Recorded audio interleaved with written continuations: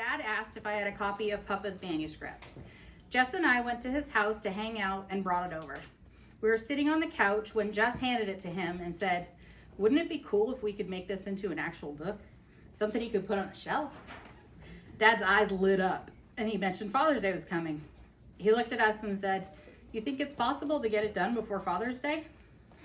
I already had knowledge on the topic, so I told him I definitely thought we could get it done. He said, "Let's do it."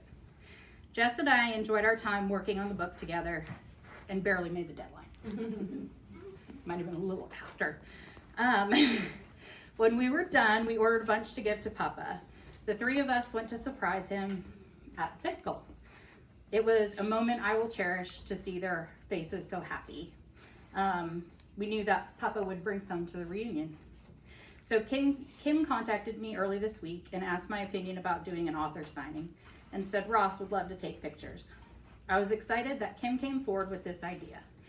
I made an invitation and a poster, and here we are. I want to take a moment to recognize what it means to have both Nana and Papa in our lives and how lucky we are.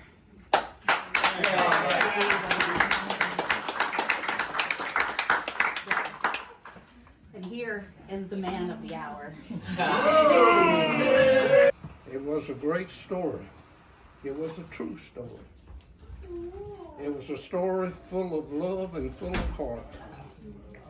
It was a story that only a man who lived it could tell. And so I learned to appreciate you. And I learned to appreciate the love of your life. Thank you. Because you lived with us a while. It did. And the love just flowed out to us and to me. I was able to kid with her constantly. We still kid one another. Oh, yeah. She tells me what my faults are and I tell her what hers. Yep. And Pop is there refereeing it all. He is the peacemaker in your family. But your family has been a delight for me to be a part of. And I appreciate and love every one of you. And thank you for accepting me for the way that I am.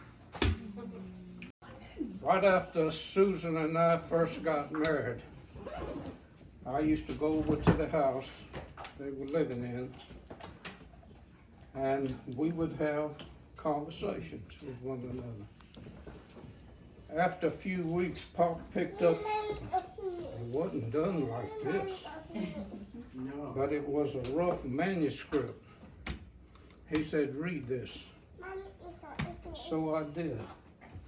I started reading page after page. You know something, I got down to the point where he was truant. And I said to my sister, "Good grief, Charlie Brown, what mess have you gotten into?" So I kept reading. The more I read, the more involved I got. And I was delighted by the time I got to the end of the book.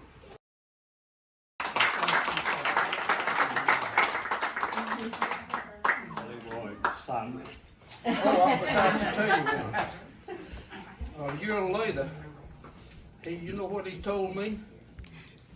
He said, "You're my best son-in-law." And I thought about that, and about 2 or 3 months later, I found out I was his only son. You're feeling lonely. Anytime you're feeling blue. Anytime you feel downhearted, Bible prove to you the storm is through. Anytime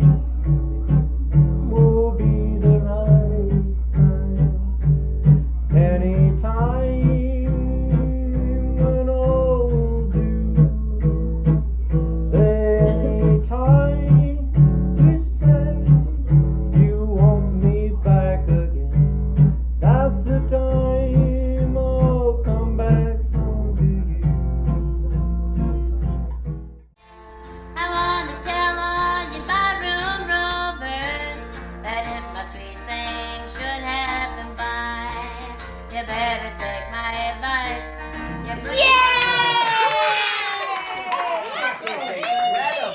Another cookie, yeah. Right, one more.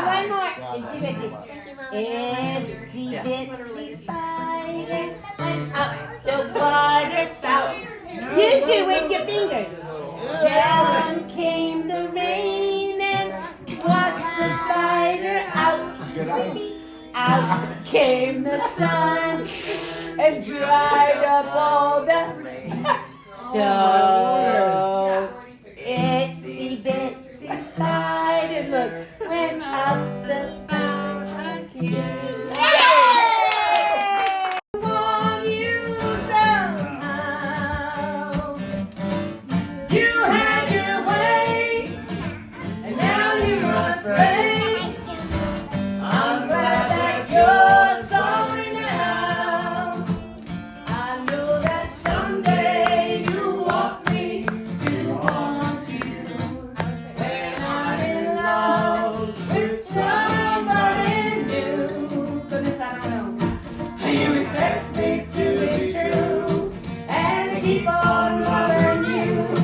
Although I am in blue and you think I can't forget you. Oh, I'm gonna get enough of that. Someday